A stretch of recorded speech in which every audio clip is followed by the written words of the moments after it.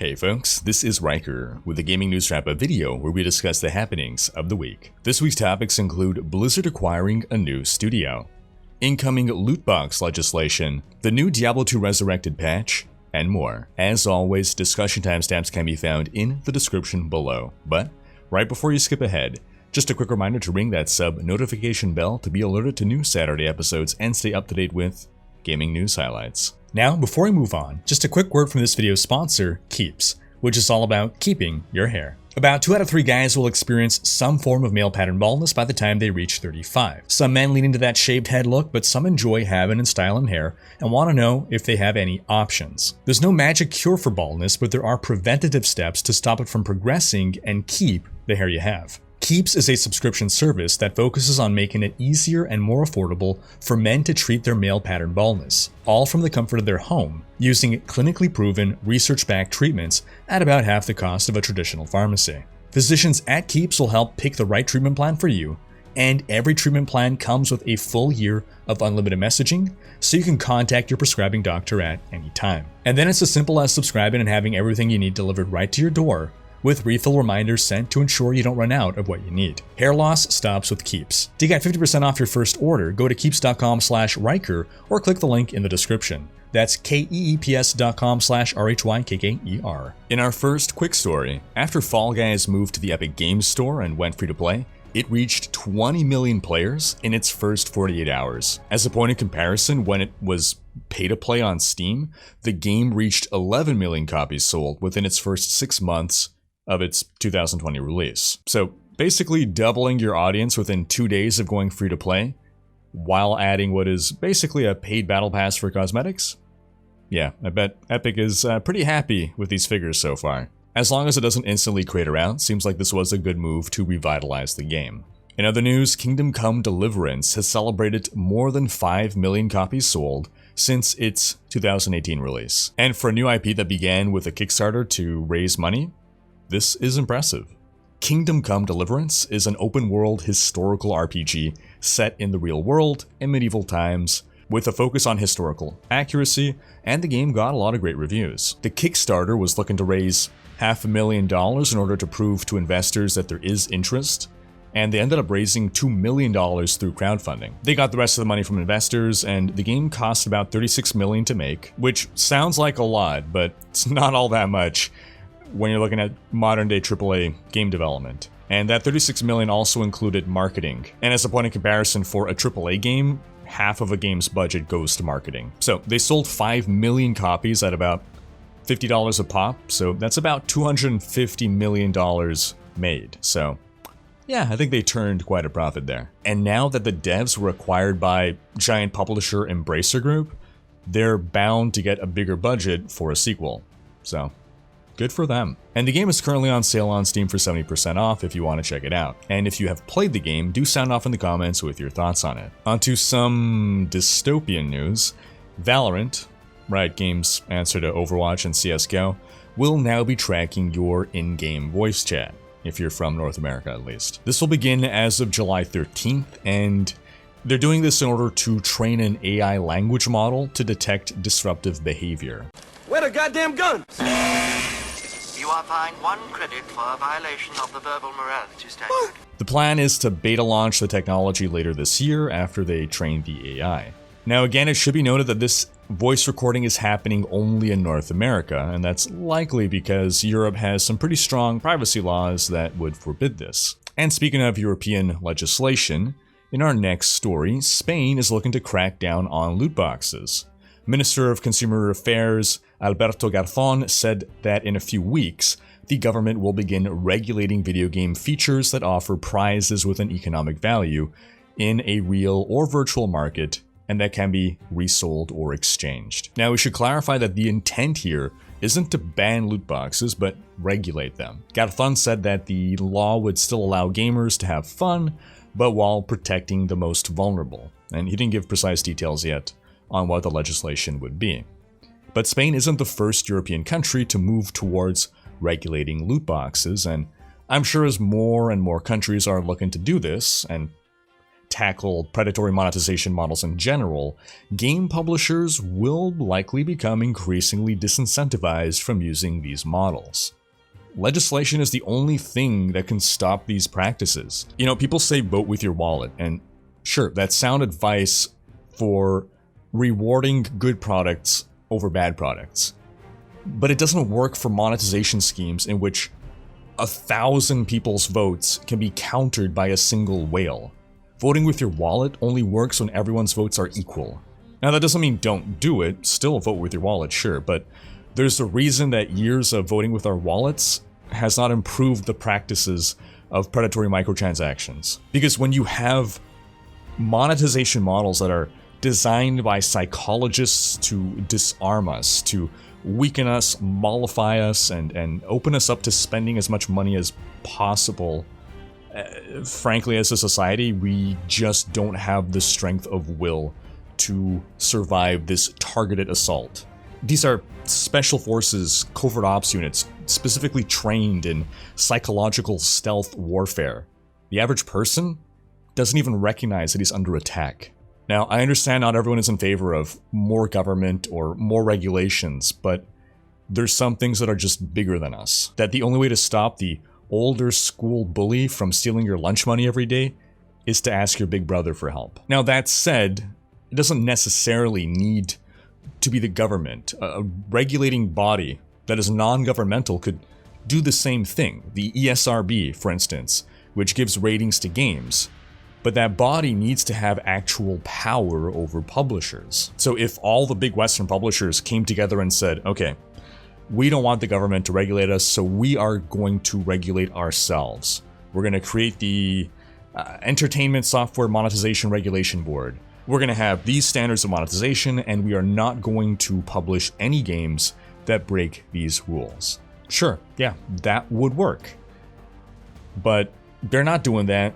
And we have a better shot of asking Big Brother for help than to ask publishers to regulate themselves. In other news, Blizzard Entertainment just made an acquisition this week, the 100-person studio Proletariat, which made the free-to-play Mage Battle Royale Spellbreak. The studio was officially folded into Blizzard this week, and the team is being dedicated to supporting the ongoing development of World of Warcraft. Apparently, the Proletariat team had already been working with Blizzard since May, with talks about the acquisition beginning in December 2021. The Proletariat team includes people who worked on Lord of the Rings Online and D&D Online, so they do have experience in fantasy MMORPGs. Now, prior to the news of the acquisition, the devs of Spellbreak announced that the game would be shutting down in early 2023, which is a shame because the game got good reviews when it launched in 2020 and seemed like one of the most interesting battle royales out there. But that was basically the problem. Hitting the battle royale market once it was already oversaturated, and without the marketing budget of a AAA title to really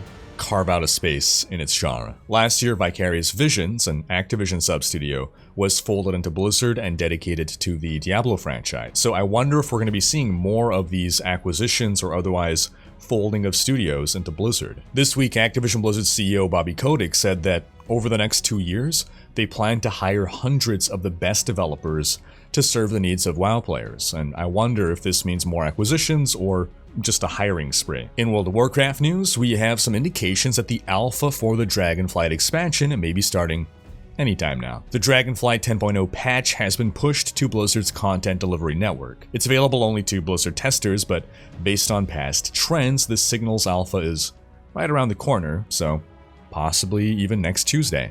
In other news, a new language law in the Canadian province of Quebec may hurt our local video game industry, which includes around 300 studios from companies like Bethesda, Eidos, Epic, Square Enix, Ubisoft, Warner Brothers Games, and many, many, many, many more. Bill 96 requires that immigrants to Quebec have 6 months since their arrival in the province before they can no longer access government services in English. They'll only be able to get them in French. And only people who attended English schools in Canada will be allowed government services in English. So right now, the industry is really competitive. Workers in the industry are constantly getting headhunted, just tons of unsolicited LinkedIn job offers. There's a lot of demand in the industry right now for workers. So what's going to happen to all these Quebec studios who hire people from around the world if prospective employees find out that they basically can't come live in Quebec unless they already know French. Because 6 months is not enough time to learn a new language while also getting adjusted to a new job and moving to a new country. It's going to deal a serious blow to our local gaming industry here. Quebec by itself accounts for about a third of Canada's gaming industry. The Quebec government has actually helped build up the local industry over the years by offering incentives for companies to move here, and now it's basically shooting itself in the foot and going to do permanent damage by disincentivizing any future companies from coming here and preventing a lot of foreign talent from finding jobs here. Now, for those who don't know the history, way back when North America was being colonized, the British took what would become the USA and Western Canada, and the French colonized what would become Quebec. The British ended up conquering Quebec, but in order to pacify the people, they would become benevolent overlords. They didn't impose their religion on the French, so the French were Catholic, they were Protestant, they let them retain Catholicism. They also created safeguards to allow the French to retain their language and their culture and not get assimilated. That's a very short and simple version of the history, but ultimately, Canada took on French as a second official language to further appease Quebec and to respect the French and English roots of the country. So throughout our history here, we always had these laws protecting the French language, which have generally been a point of frustration for primarily English-speaking people and businesses.